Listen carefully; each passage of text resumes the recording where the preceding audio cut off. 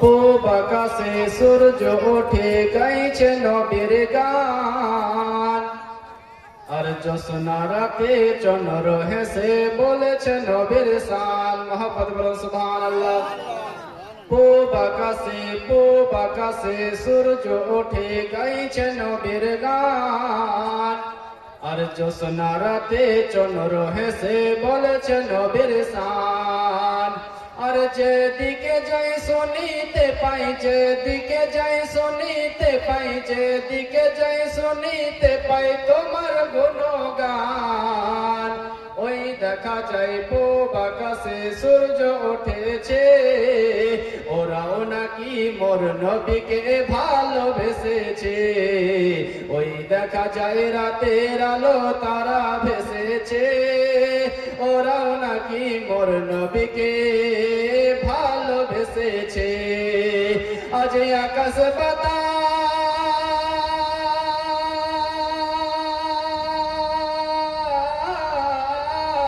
আজ আকাশ বাতাস চন্দ্র সূর্য খুশিতে মেতেছে, ওরাও নাকি মোর নবীকে ভালোবেসেছে।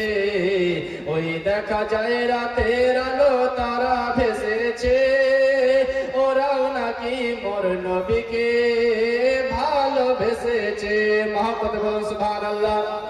একবার হাত উঠিয়ে বলেন ইয়া রাসূলুল্লাহ। তুমি শুধু সরাসরি আল্লাহ দেখেছো, আর উম্মতি উম্মতি বলে সদা কেঁদেছো। এই মুসলমান, আল্লাহর নবী আকা মুস্তাফা যখন দুনিয়াতে জন্ম নিলেন, রব্বি হাবলি উম্মতি বলে কান্না করেছিলেন।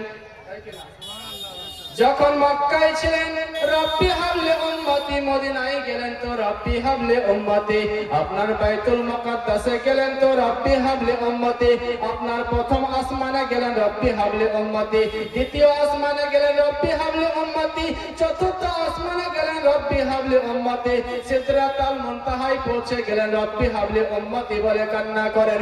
এই মুসলমান, খোদার দরবারে লা মাকাতে পৌঁছে গেলেন, রব্বি হাবলি উম্মতি উম্মতি বলে কান্না করে। কাল মাহশরের ময়দানে হযরতে আদম থেকে নিয়ে ঈসা পয়গম্বর সমস্ত নবী যখন বলবে ইজাহাবু ইলা গায়রিহি, তখন আপনার আমার নবী বেসাহারা সাহারা নবী দুঃখী দরদি নবী বলবে আনা লাহা, আনা লাহা, আমার কাছে এসো, আমি তোমাদের সুপারিশ করে দেব। সুবহানাল্লাহ। তুমি শুধু সরাসরি আল্লাহ দেখেছো, আরে উম্মতি উম্মতি বলে সদা কেঁদেছো। ইয়া রাসূলুল্লাহ, ইয়া হাবিবাল্লাহ, আরে খোদা সে দে,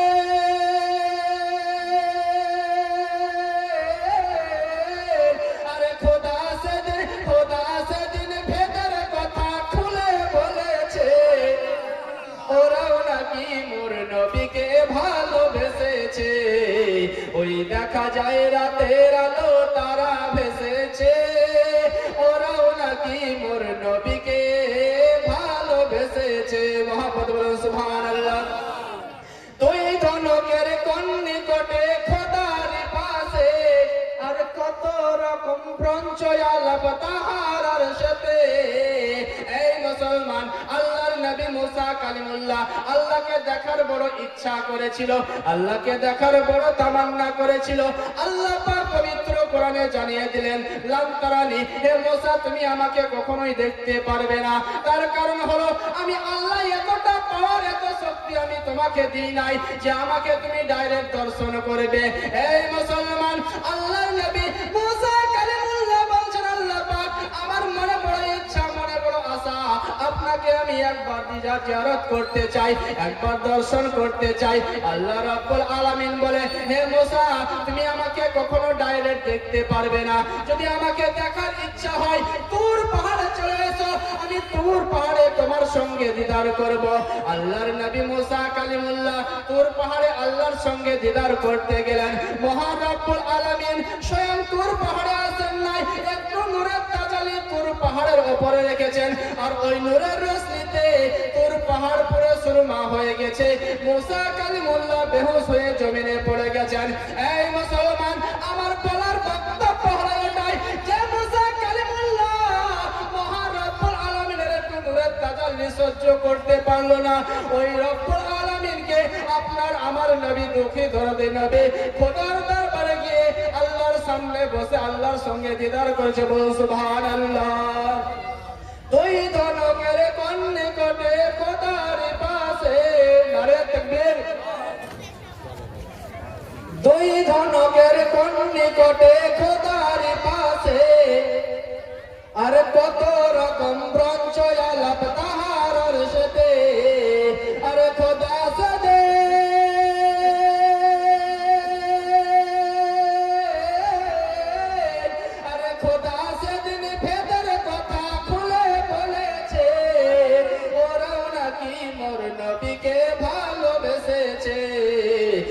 দেখা যায় রাতের আলো তারা ভেসেছে, ওরাও নাকি মোর নবীকে ভালোবেসেছে।